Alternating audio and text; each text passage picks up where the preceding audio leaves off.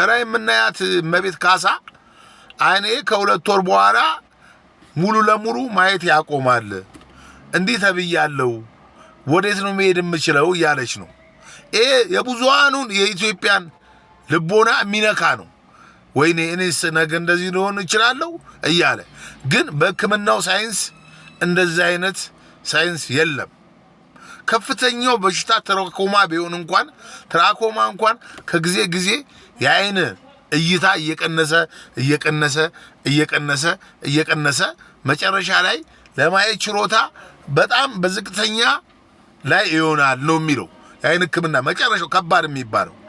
ለዛውም የሚከራከልበት መነጽር ይታዘዝላል ሕክምናዎች አሉት እንጂ እንደ ካንሰር እንደ አንዳንድ በሽታዎች 2 ወር ውስጥ ገደብ የሚሰጥ በ2 ወር ውስጥ አይን ይጠፋል።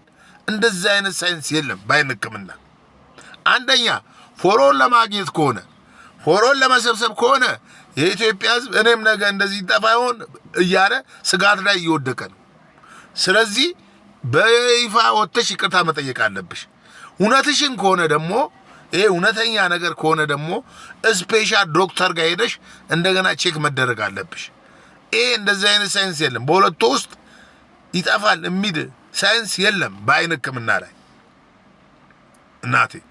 ይሄ ካንሰር ምናምን ሲሆን ነው በ2 ወር ውስጥ ትሞታለህ እንደዚህ እድሜ ቀላል ናት የመዳን ችሎታው ከፍተኛ አይደለም ዝቅተኛ ነው የሚባለው በካንሰርና በአንዳንድ በሽታዎች ነው እንጂ በአይን ከ2 ወር በኋላ ጤነኛ የነበረውን አይን ይጠፋል አይባልም።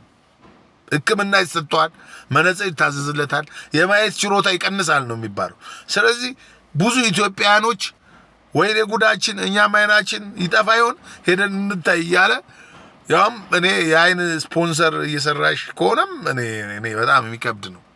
ለምን ኢትዮጵያኖች የኔም አይን እኮ ሄጄ ልታየው እያለ እንዴት ከሆነ እኔ በጣም ያሳዝናል። ስለዚህ እናቴ በጣም የብዙ የኢትዮጵያኖች ልቦና የሚጎዳ ነው።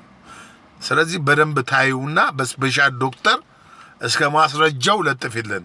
እንደዚህ አይነት የሚለው ሳይንስ ካለ ደግሞ ዶክተሮች ዝም አትበሉ፣ አስተያየት ስጡበት። አመሰግናለሁ።